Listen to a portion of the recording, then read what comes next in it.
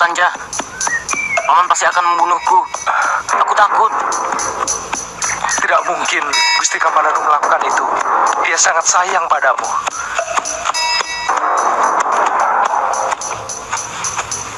Kakang, tidak usah Adi. Terima kasih Kakang. Ampun Paman, ampun. Jangan bunuh Panji. Jangan bunuh Panji Paman. Ampun, ampun.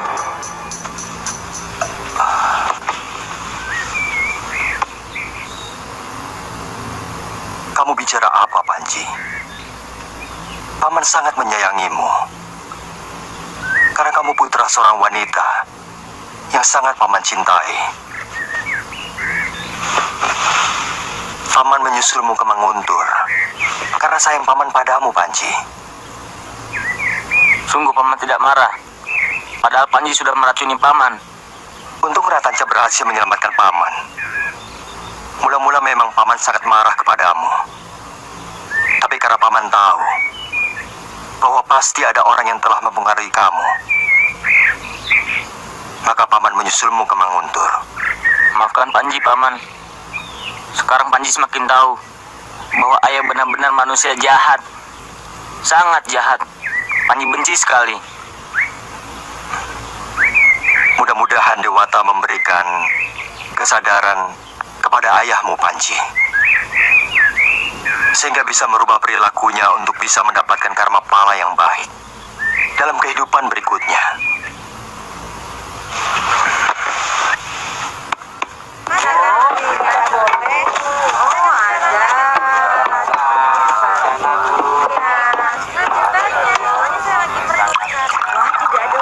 Yung, ayo haus Yung. Nanti kita cari sungai ya. Ayo aku pengen minum itu.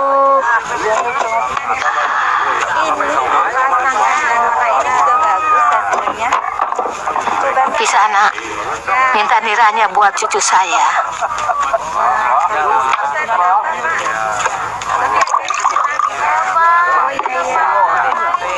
Ini kembaliannya.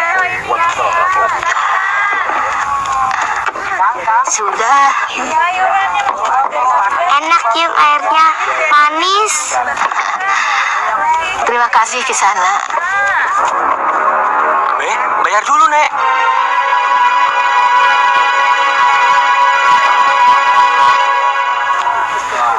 Tadi kan saya bilang minta. Minta itu tidak bayar. Loh, mana ada minta? Di sini apa saja harus bayar. Kalau harus bayar, saya tidak minta. Saya minta karena saya tidak bisa bayar. Saya tidak bisa bayar karena tidak punya kepeng. Ngawur kamu. Ayo.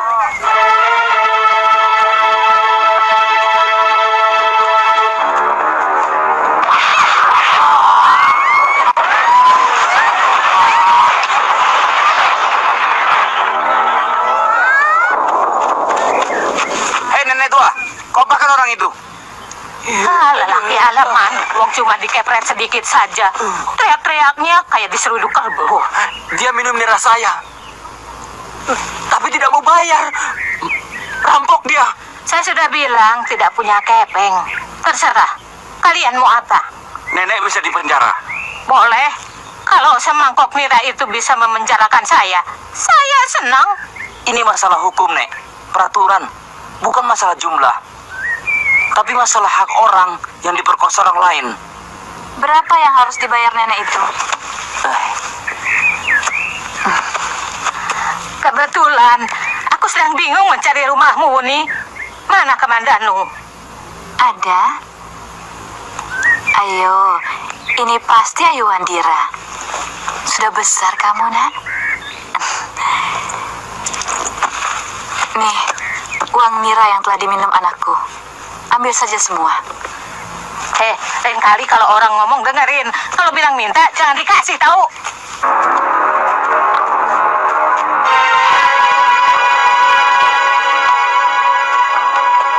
Ini rumahmu juga, Ayu.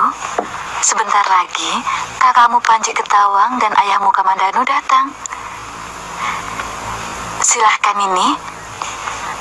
Istirahat saja dulu. Saya siapkan makan siang. Kalian pasti belum makan.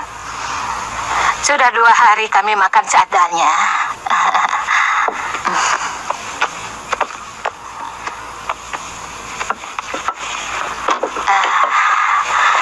Nah, rumahnya bagus kan, Ayu? Hah?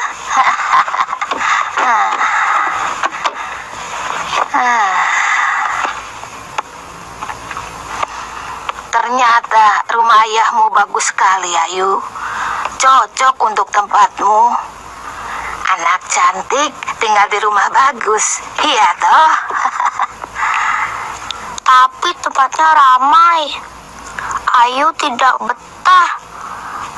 Ayu lebih suka di rumah Biyung. Sepi, tenang. Ngawur kamu. Kan Biyung pernah bilang, kamu harus mendapatkan jodoh yang baik. Jangan seperti Biyung. Lupa lagi. Ayu pengennya ikut Biyung mesin. Ayu takut sama Biyung Sakawuni. Kenapa?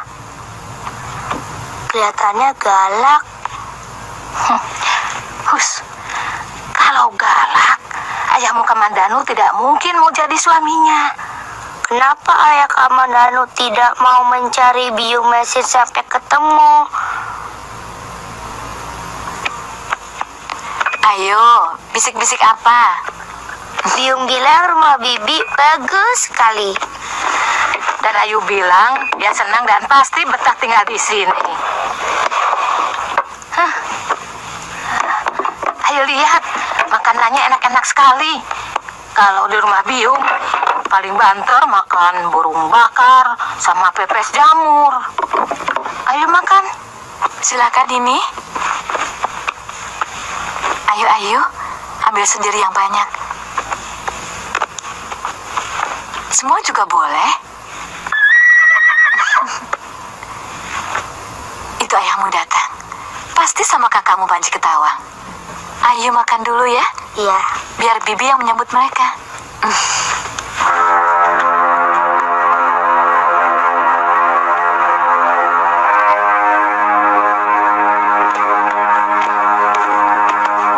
Panji, kamu sudah ditunggu sama orang yang sangat merindukan kamu.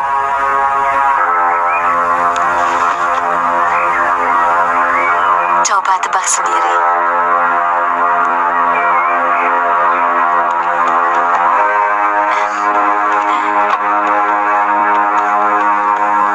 Nini, Panji.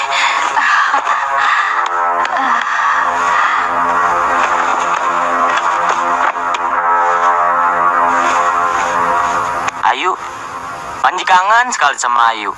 Bang, kalau kangen, kenapa Kakang Panji tidak pernah datang ke Randu Wadon?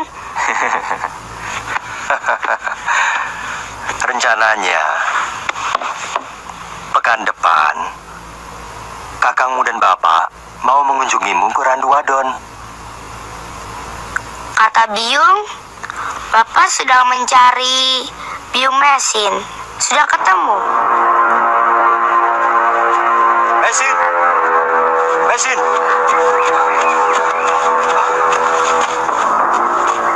Mesin? Maaf, Kisanak, mau manggil siapa? Mesin kan? Rupanya Kisanak keliru. Nama saya Nyai Paricara. Dan ini suami saya, Ki Jamparing. Maaf Kisanak, kami tidak bisa lama-lama. Ada urusan yang sangat penting. Ayo.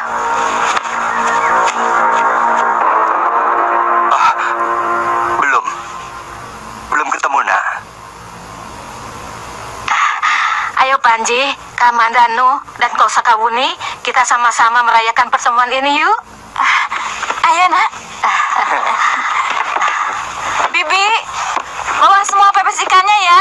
Juga sambal dan lala petenya. Ya Gusti.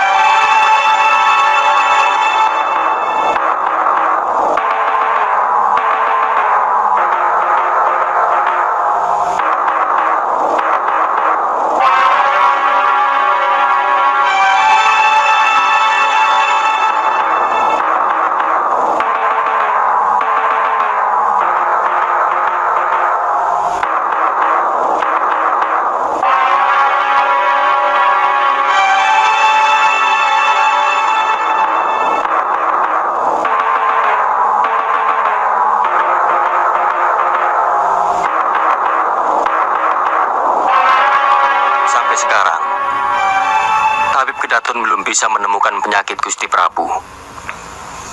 Tapi, sejak tubuh beliau ambruk di Kaputren, sampai sekarang belum juga siuman. Apa tidak sebaiknya kita menyebar orang untuk mencari tabib lain? Barangkali dengan woro-woro. Kita tunggu. Kalau sampai besok pagi Gusti Prabu masih belum juga siuman, maka kita perlu membuat woro-woro.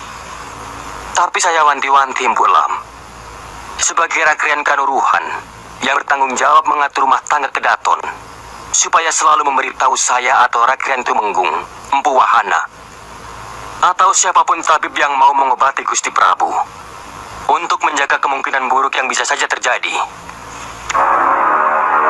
Baik, Kakang Pati.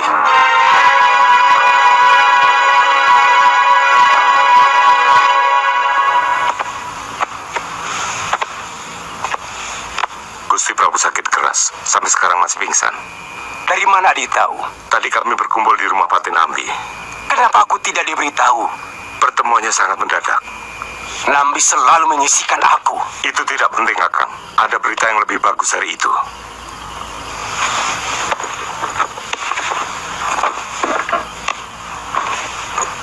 Kalau sampai besok Gusti Prabu masih belum sadar, akan ada woro-woro mencari tabib untuk menyembuhkan Gusti Prabu. Lalu apa bagusnya berita itu buat aku? Loh, apa tabib muda, anak angkat Kakang sudah pergi? Ya. Besok pagi-pagi saya akan menghadap Gusti Tribuaneswari.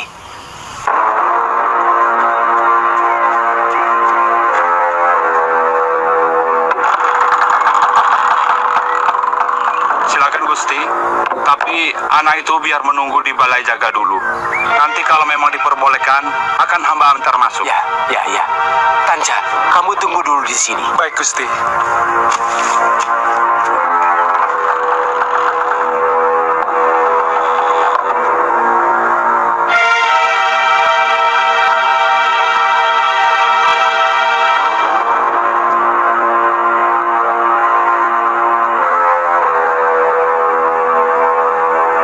Dari kemarin, memang Kanda Prabu tampak kurang sehat.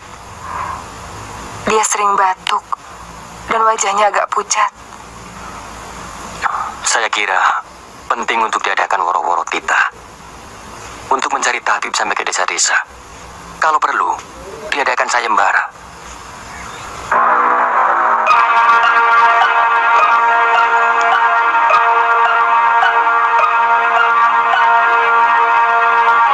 Masuk, Halayuda.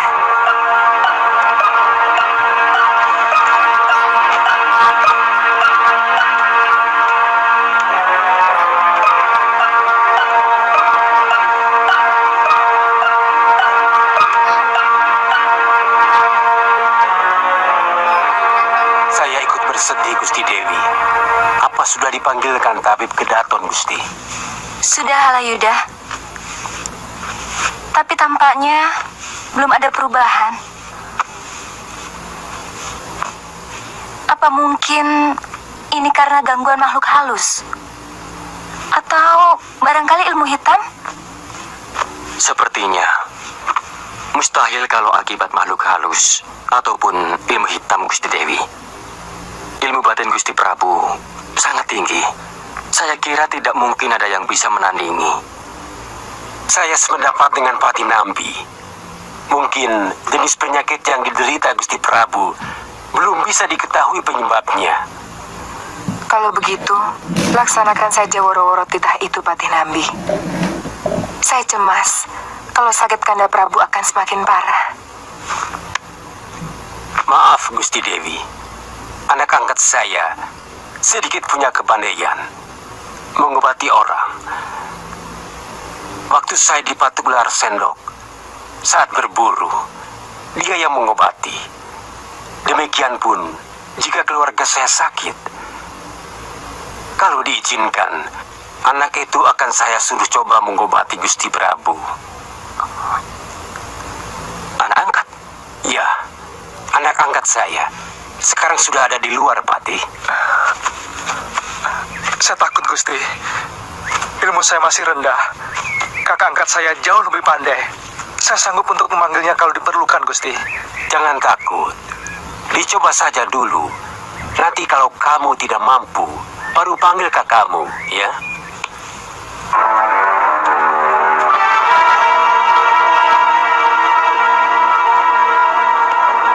Besarkan hatimu, kamu pasti bisa.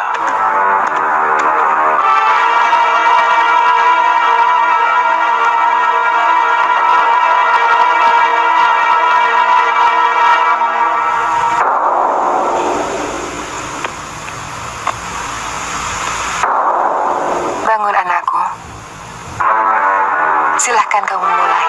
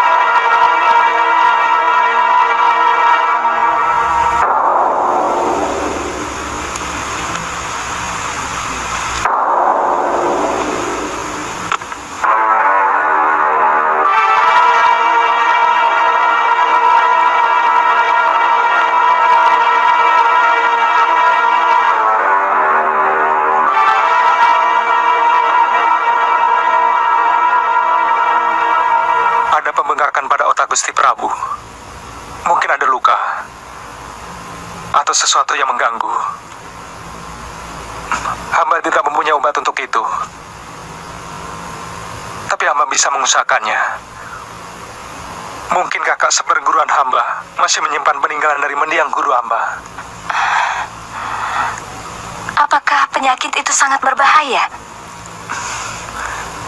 Kalau tidak segera diobati, bisa membuat Gusti Prabu kehilangan kesadaran untuk selama-lamanya.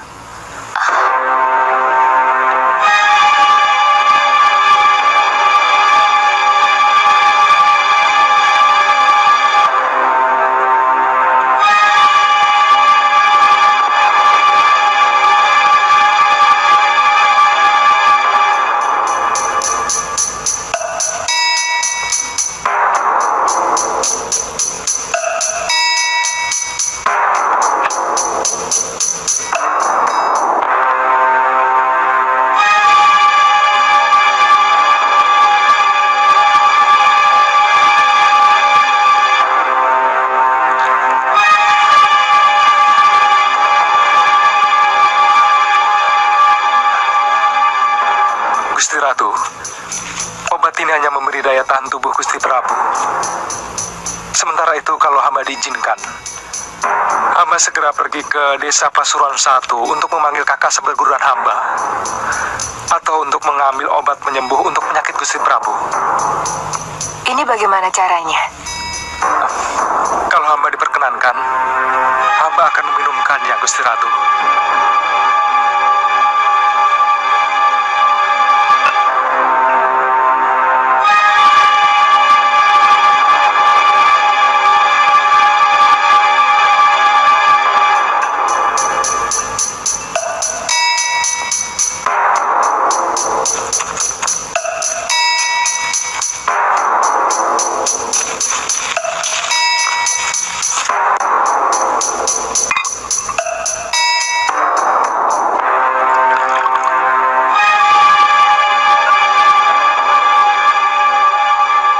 Tunggu. Maaf. Saya hanya menjalankan peraturan. Kamu minum dulu obat itu.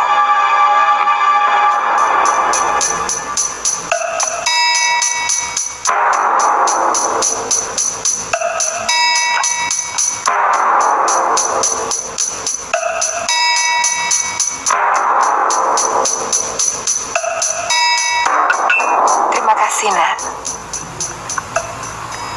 Biar nanti kami akan meminumkan ramuan obat itu kepada Baginda Prabu.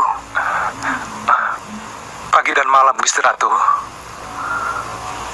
Gusti Dewi dan Adipati, sekarang juga saya akan menyuruh Ratanca untuk mendatangkan kakak seperguruannya kemari.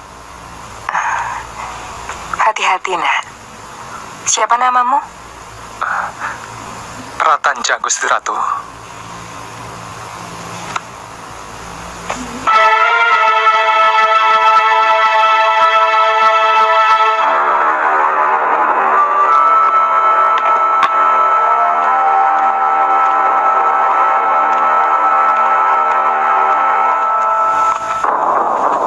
Kita coba minumkan obat itu dulu, Gusti Dewi.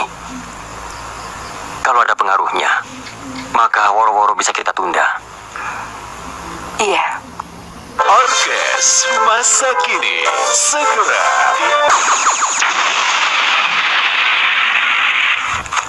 Kamu yakin Gusti Prabu bisa disembuhkan, Tanca? Mudah-mudahan obat Bapak Wong masih ada. Obat itu katanya bikinan Bapak Wong semasa masih di Kitai Nagari. Tapi sayang, saya tidak bisa membaca tulisan Bapak Wong.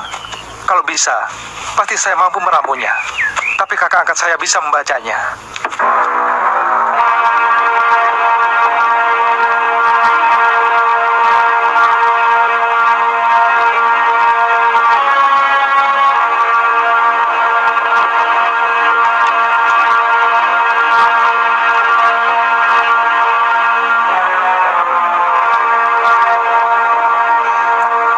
Kanda Dewi? Kanda Dewi?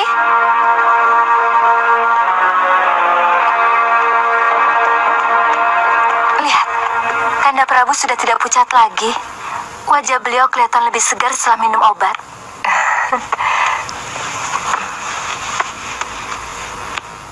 Panasnya juga turun. Anak angkat Halayuda, hebat juga Kakang Nambi. Tidak sangka anak semuda itu. Mudah-mudahan saja dia bisa mengajak kakak angkatnya kemari. Sebaiknya mulai malam ini penjagaan di sekitar Kedaton diperketat. Rakyat Demung kalau bisa membentuk pasukan Bayangkari Raja. Barangkali pertemuan nanti memang akan membicarakan masalah keamanan Kedaton.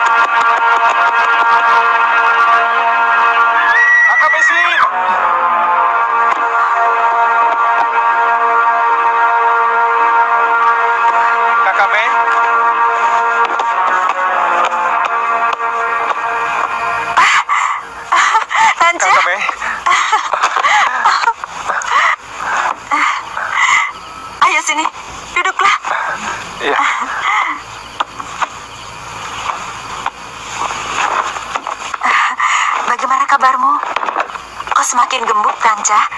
Sudah jadi tabib terkenal ya? Selama ini saya bekerja mengobati keluarga Tuan Halayuda kalau ada yang sakit, Kakame. Belum ada kesempatan untuk mengobati penduduk.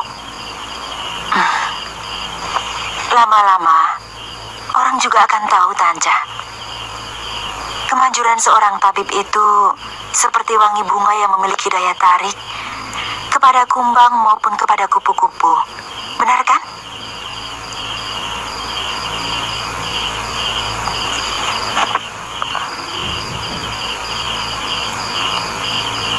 Kenapa? Kau seperti sedang sedih, Tanca. Sebenarnya kesempatan menjadi tabib Kedaton, seperti yang Kakame bilang dulu sebelum saya bekerja pada Tuan Halayuda, sudah di pelupuk mata. Maksudmu? Saat ini Baginda sedang sakit keras. Bahkan beliau belum juga sadar dari pingsannya. Saya yakin ada peradangan pada otak. Barangkali dulu pernah terkena benturan keras. Tapi saya tidak punya ramuan untuk mengembalikan daya ingat.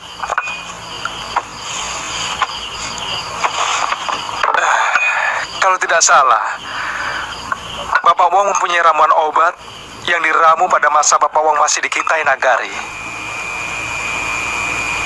Iya, saya pernah melihatnya. Kalau tidak salah tinggal satu. Dan ramuan obat itu terbungkus oleh lilin. Tapi obat itu tidak boleh sembarangan diminumkan, bahaya. Tolong saya, Kakame.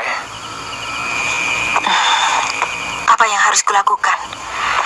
Setahu saya, obat itu saja belum tentu bisa, Tanca. Kita harus melihat apakah tubuh Sang Prabu tahan terhadap kandungan obat Bapak itu.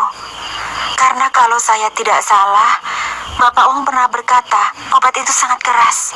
Itu sebabnya saya minta tolong Kakame. Sebenarnya ada catatan obat pada buku Bapak Wong, tapi saya tidak bisa membacanya. Kakak bisa kan? Lalu?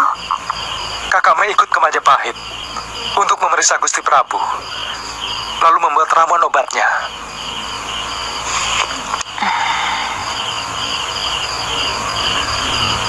Bagaimana, Kakame? Saya tidak mungkin ke Majapahit. Tanca, saya tidak mau mendapatkan masalah baru. Ini masalah besar, Kakame. Masalah nyawa seorang raja. Saya takut bisa menimbulkan malapetaka kalau sampai Baginda Raja tidak bisa disembuhkan. Bagaimana, Kakame? Tetapi ada satu syarat yang tidak boleh kamu langgar. Apa itu, Kak? Kau harus memanggilku Nyai Paricara. Jangan sekali-kali menyebut namaku yang sebenarnya. Sanggup? Sanggup, Kak. Sanggup. Terima kasih, Kak.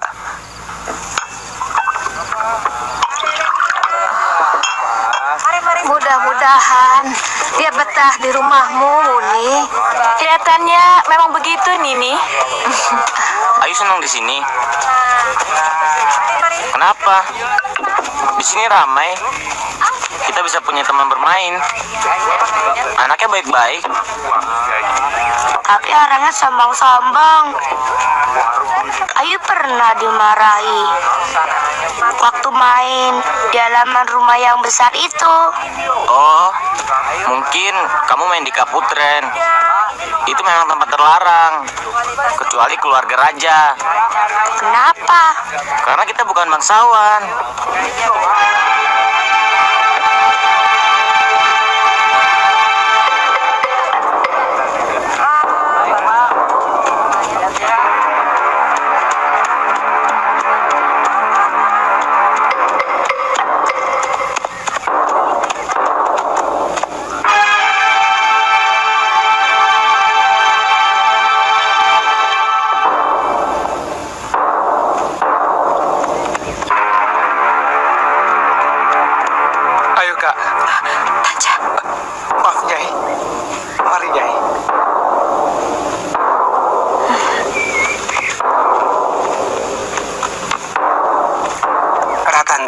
Cepat sekali kamu pulang. Bagaimana? Ini kakak angkat saya, Nyai Paricara.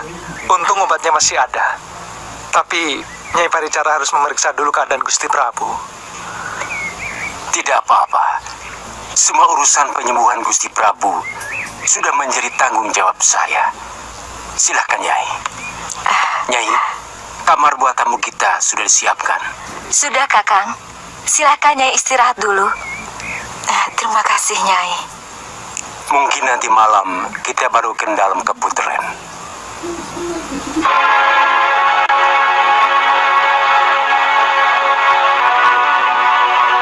Mari.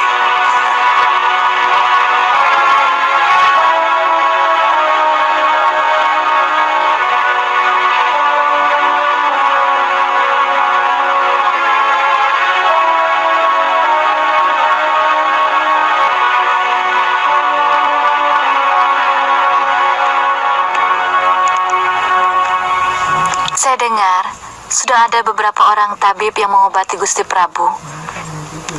Tapi belum juga ada perubahan.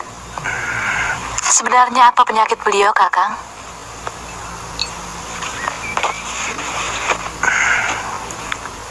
Pendapat para tabib itu tidak ada yang sama. Ada yang mengatakan beliau mati suri, ada yang bilang terkena sawan angin Brahma, macam-macam. Keadaan yang sebenarnya bagaimana, Kakang? Seperti tertidur. Tapi tidak bisa menyadari apapun yang terjadi di sekelilingnya. Menurut Dang Acarya Kinantaka, seperti Gusti Prabu sedang melakukan penyucian diri. Barangkali itu yang lebih mendekati kebenaran, Kakang.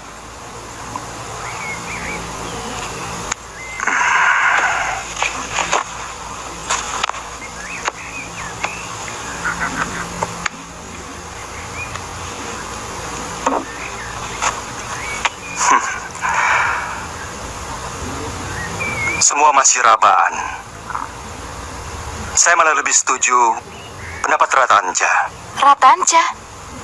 Menurut anak itu, Gusti Prabu menderita luka di dalam otaknya. Kata Kakang Nambi, setelah diminumi obat dari Ratanja, wajah Gusti Prabu tidak pucat lagi. Itu kenapa para tabib juga Dang Acarya Ginantaka mengira Gusti Prabu dalam keadaan semedi. Padahal sebelum diminumi obat itu, seluruh tubuh Gusti Prabu seperti kapas. Kalau begitu ada harapan untuk sembuh. Kata Kakang Nambi, secara jujur Tanja tidak menyanggupi. Tapi dia mau mendatangkan kakak seperguruannya yang lebih banyak menyerap ilmu dari tabib Cina itu.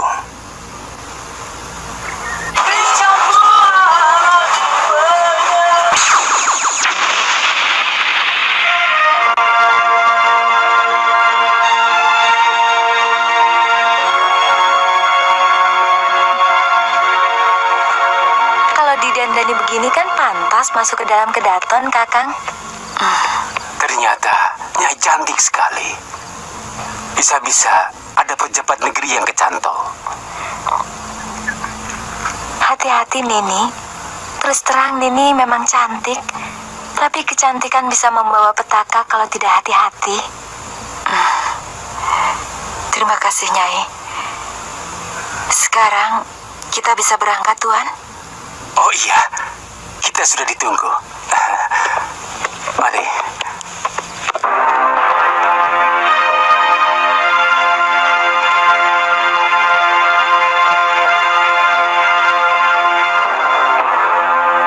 Sebenarnya yang paling membahayakan adalah suamiku sendiri. Matanya seperti mau menelan seluruh tubuhnya Nyai Paricara.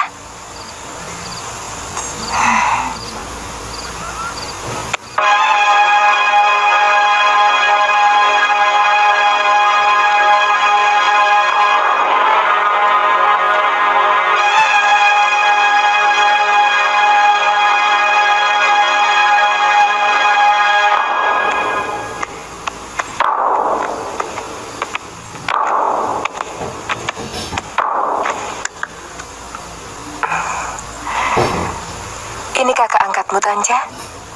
Iya, Gusti Ratu. Cantik sekali.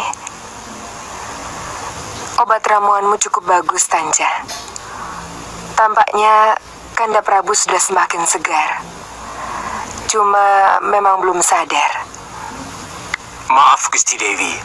Apa boleh dimulai? Silakan. Kami memang sudah menunggu kamu, Nini. Siapa namamu, Nduk?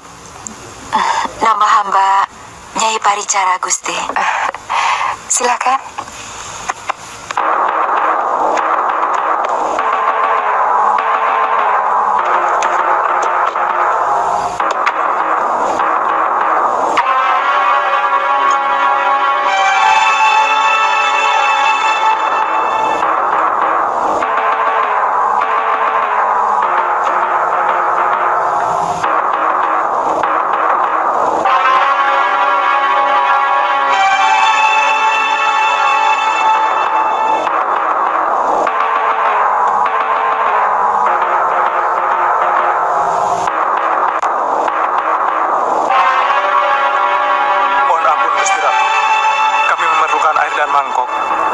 Sudah kami sediakan, Ratanja. Itu?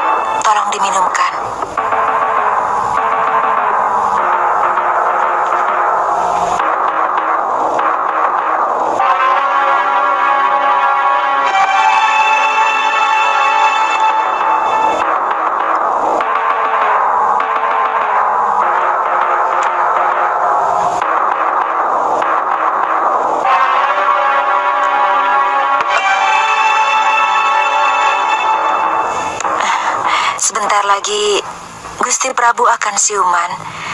Ajak terus beliau bicara supaya ingatannya terus bekerja. Dan obat ini hanya untuk 1 pekan, Gusti. Tolong minumkan pagi dan malam. Jangan lupa. Di mana kamu menginap, Nini? Hamba menginap bersama adik angkat hamba, Gusti Ratu, di rumah Tuan Halayuda. Syukurlah. Terima kasih.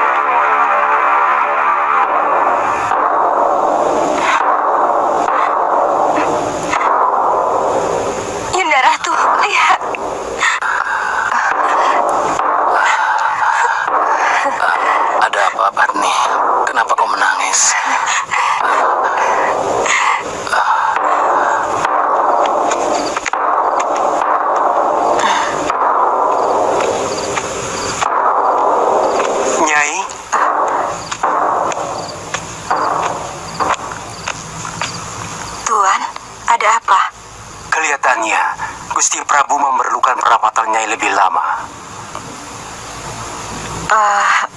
Maaf, Tuan. Saya hanya membantu Tanja.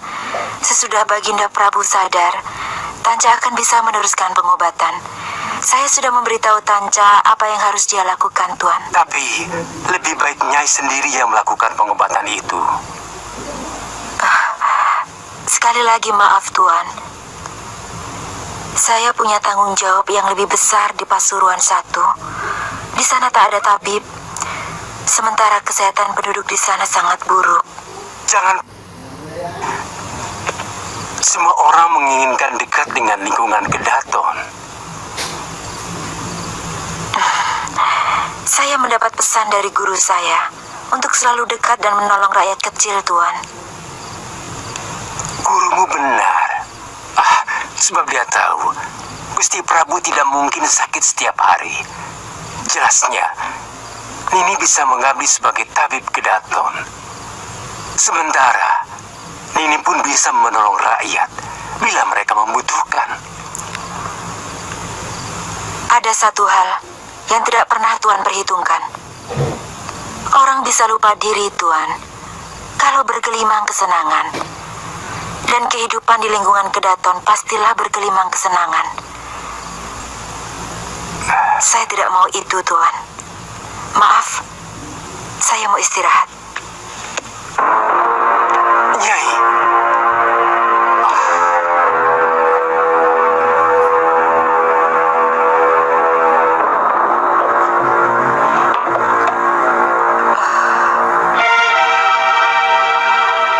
Apa yang saya cemaskan selalu saja terjadi.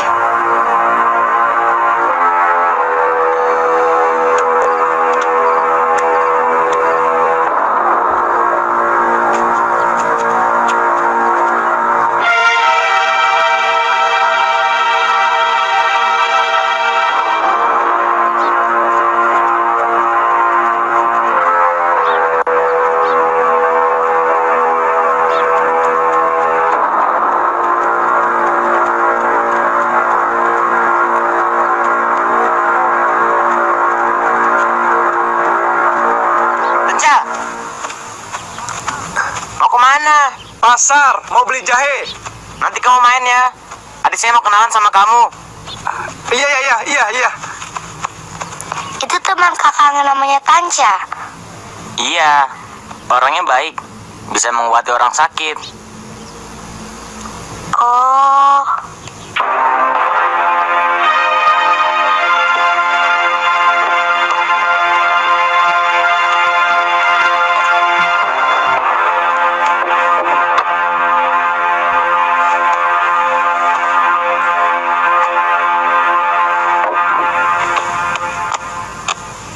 Kakak Maisin mau kemana?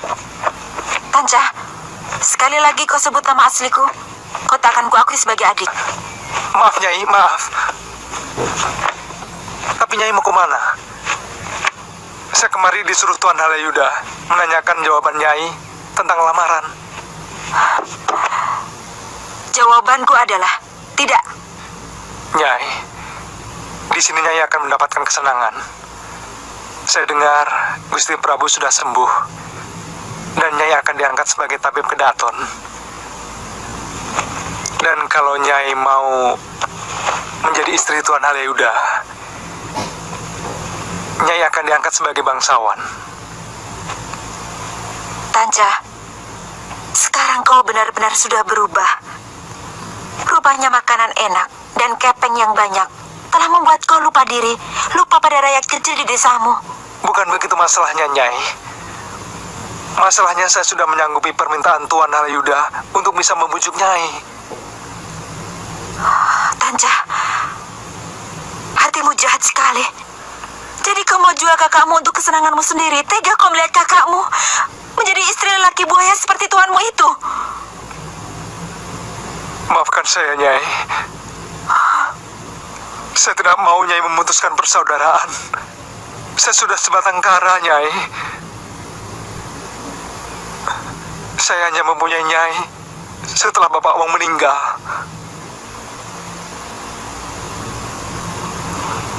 Baik. Kalau begitu katakan saja pada Tuan Halayuda bahwa saya tak mau jadi istrinya. Saya tak mau menyakiti hati istri Tuan Halayuda. Kalau dia marah, lebih baik kau pulang.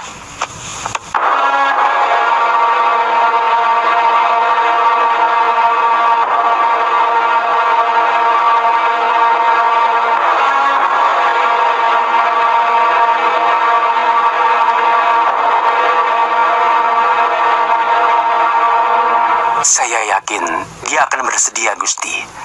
Karena kalau tidak ada halangan, saya akan menyunting Nyai Paricara menjadi istri saya. Pintar juga kau merayu wanita, Helayuda. Nyai Paricara itu kakak anak angkat saya, Gusti. Seperti adiknya, dia pun menyerahkan dirinya untuk mengabdi pada saya. Biar bagaimanapun, dia harus menerima penghargaan dari saya. Saya tidak tahu apa yang terjadi kalau tidak dia tolong. Begitu juga anak angkatmu. Penghargaan Gusti Prabu kepada mereka benar-benar merupakan kebanggaan buat saya juga, Gusti. Waktu Ratanca mengobati luka patukan ular sendok pada kaki saya melihat anak sebatang kara itu punya keahlian pengobatan yang cukup baik. Sementara saya prihatin, Kedaton Majapahit belum memiliki tabib yang renuvi. Maka saya angkat dia sebagai anak. Ternyata dugaan saya itu tepat, Gusti Prabu. Bahkan yang tidak pernah saya duga, ternyata Tanca memiliki kakak seperguruan yang juga ahli obat. Saya yakin tidak ada salahnya keduanya mengabdi di Majapahit. Pengabdianmu harus muncul dari keikhlasan orang yang mau mengabdi, Helayuda. Bukan karena orang lain. Sebab pengabdian yang dipaksakan suatu saat bisa berubah menjadi pengkhianatan. Patih Nambi, maafkan saya. Tolong berikan kesempatan kepada saya untuk bisa membaktikan jasa saya kepada Gusti Prabu. Selama ini seolah-olah hanya Tuan yang memiliki pengabdian. Dan selama ini seolah-olah hanya Tuan yang memiliki pemikiran paling bijak. Kamu salah paham, Helayuda. Saya tidak pernah merasa paling bijak. Coba tolong tunjukkan kesalahan pendapat saya tadi, bahwa mengabdi itu tidak bisa disuruh orang lain. Nambi, saya... Helayuda, saya sangat menghargai keinginan baikmu. Pikiran-pikiranmu yang mendahului orang lain. Tentang perlunya tabib kedaton yang mumpuni. Tapi pendapat Nambi juga benar. Memang ada bedanya antara pegawai dengan mengabdi. Kalau pegawai bekerja untuk dibayar, sedangkan pengabdi karena keikhlasannya. Dan biasanya keikhlasan itu hanya muncul dari dalam dirinya. Maafkan saya, Gusti Prabu. Apa yang saya sampaikan adalah apa yang ada dalam hati saya. Dan yang ada dalam hati saya adalah bagaimana bisa lebih meningkatkan pengabdian saya kepada Gusti Prabu. Hanya itu saja.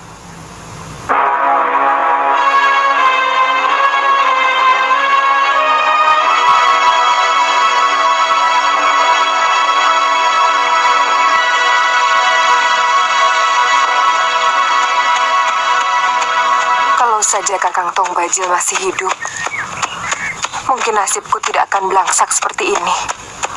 Pendekar syair berdarah yang aku kira bisa menggantikan Kakang Bajil hanya asik dengan dendam pribadinya. Entah di mana sekarang dia.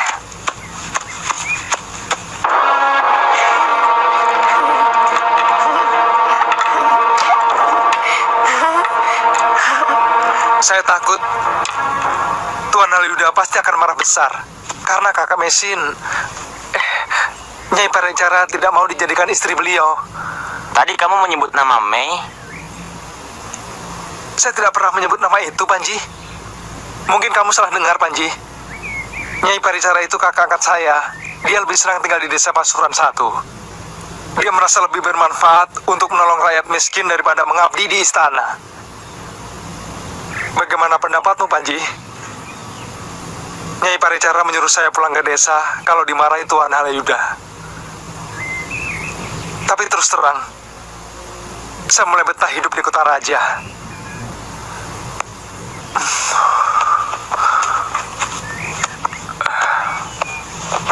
Kamu bilang saja terus terang bahwa kakakmu lebih memilih tinggal di desa. Dan kamu tidak bisa memaksa dia.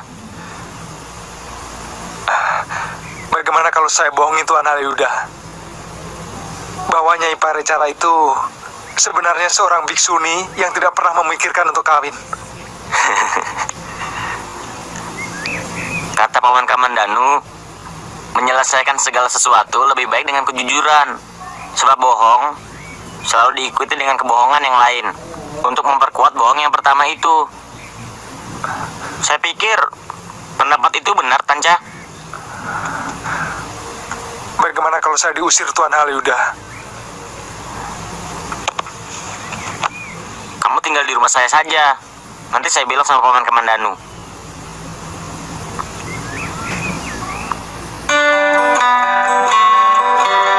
Kamu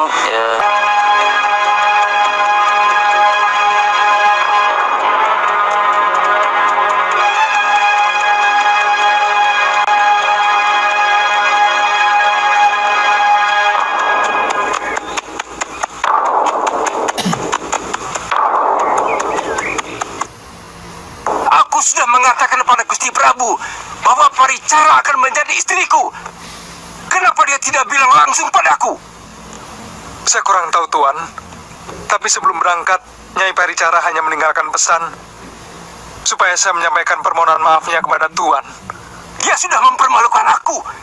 Siapapun akan celaka kalau berani mempermalukan diriku. Semua karena salah Kakang sendiri. Barangkali kalau Kakang tidak melamarnya, Nyai Paricara mungkin tidak akan menolak untuk mengabdi di Kedaton. Kamu malah tidak membela aku, Nyai. Kamu tahu, kalau dia jadi istriku, kemudian mengabdi di Kedaton, maka jasa Paricara kepada Gusti Prabu akan menjadi jasaku. Dan kemungkinan besar, beliau akan lebih dekat denganku. Dan bukan tidak mungkin, aku akan diangkat jadi patih. Perempuan itu harus dihukum. Hodeng! Rawedeng! Rawedeng!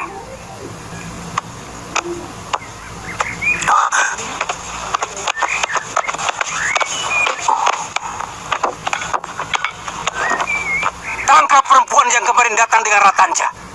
Kalau perlu, bunuh dia. Kakang, apa tidak berbahaya?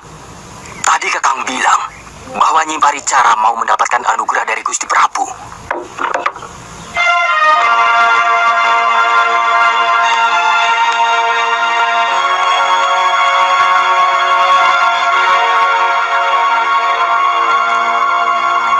Bikin supaya semua orang tahu bahwa kematiannya karena kecelakaan.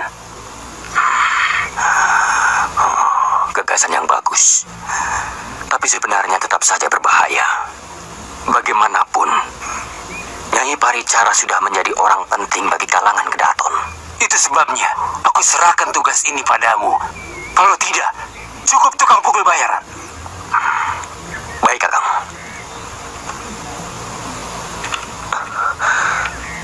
Tuan Haliuda marah sekali, lalu menyuruh Rawedeng untuk membunuh Nyai Paricara. Di mana rumahmu, Tanca? Di Desa Pasuruan 1. Kalau tidak salah, saya pernah ke tempat itu. Dan saya ketemu dengan seorang wanita yang mirip dengan Nini Mesin. Tanca, Panji bilang kamu pernah mengatakan nama Mesin. Benar? Panji mungkin salah dengar, Gusti. Kalau kamu tidak mau terus terang, kamu tidak akan saya bantu.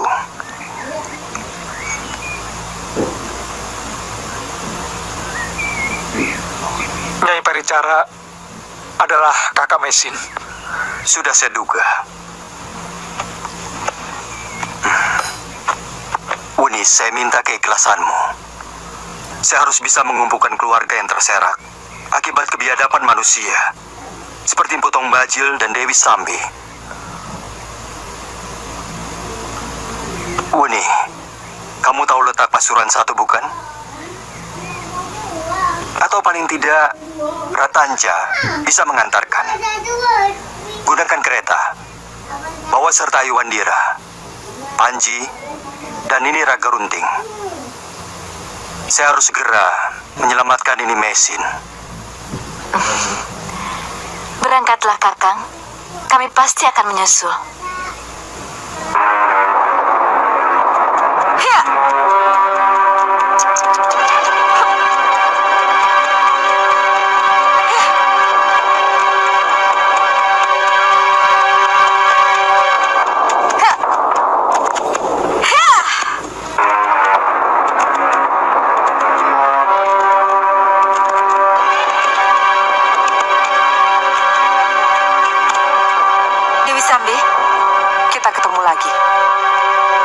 kamu masih hidup.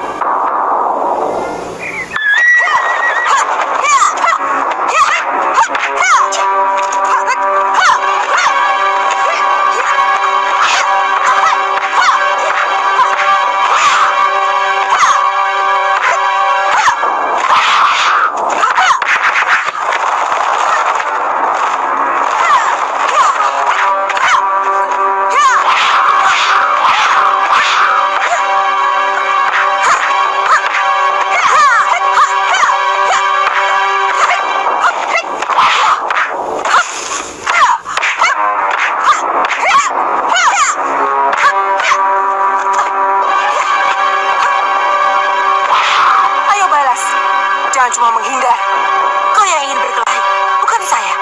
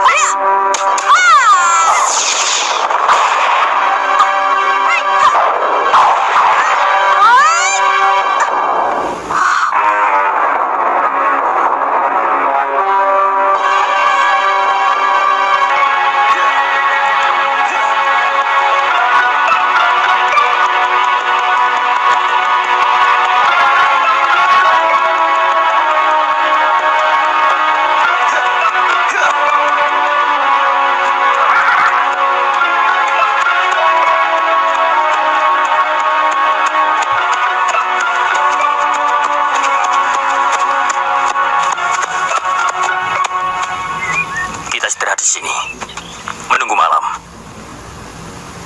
Sebentar lagi kita akan memasuki desa Sawah Jajar. Dan Pasuruan Satu adalah salah satu dusun dari desa itu. Apa Kakang tidak takut kalau dia kabur?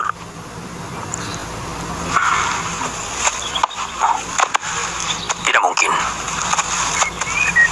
Dia tidak akan tahu kalau Gusti Halayuda akan membunuhnya.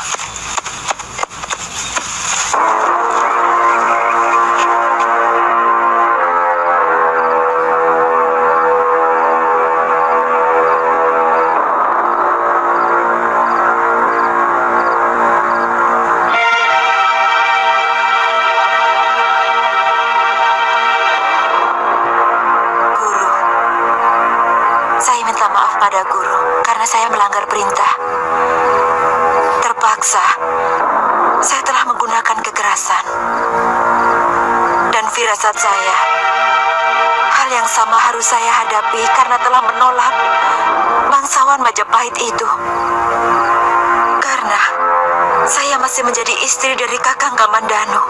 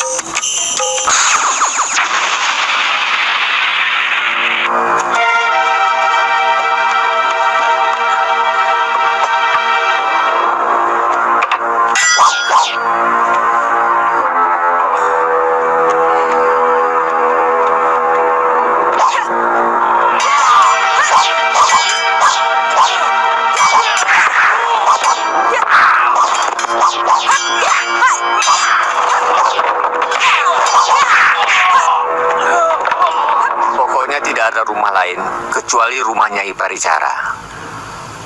Kalau tidak salah, dia baru pulang dari Majapahit. Betul, Kisanak. Begitu Nyai Paricara pulang, anak saya sakit keras. Terima kasih, Kisanak.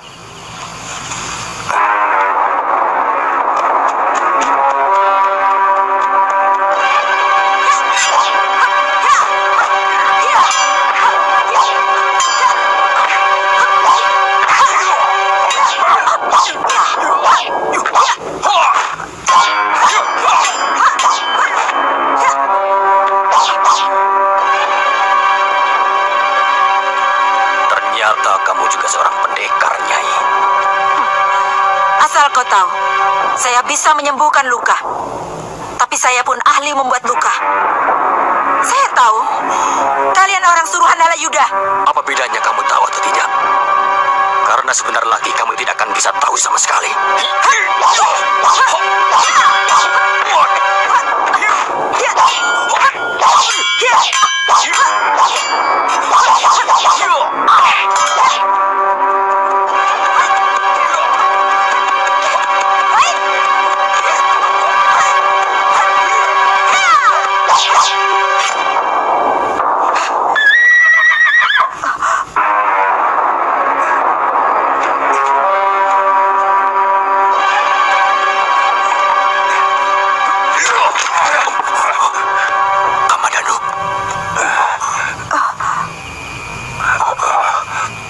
Kalian mau membunuh orang yang telah menyelamatkan jiwa Raja Majapahit, Rawodeng? Kamu akan mendapatkan hukuman yang sangat berat. Kami hanya disuruh, Kamandanu. Aku tahu pasti dia Halayuda yang menyuruhmu. Termasuk dia Halayuda bisa menerima hukuman berat. Terserah padamu, Wedeng. Aku yang menghukum atau Gusti Prabu?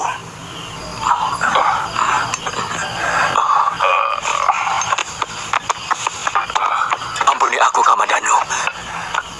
Jangan laporkan kami ke Gusti Prabu. Saya mengaku salah. Kalau begitu, pergi dari sini.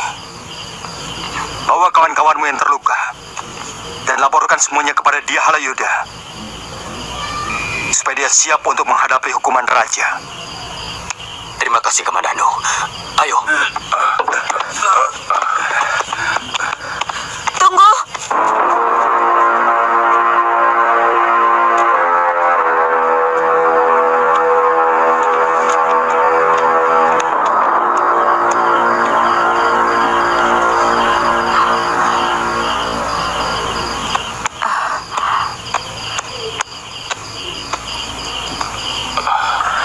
Obati luka-luka anak buahmu.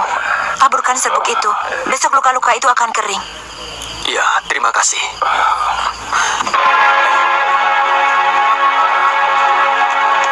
Nesi.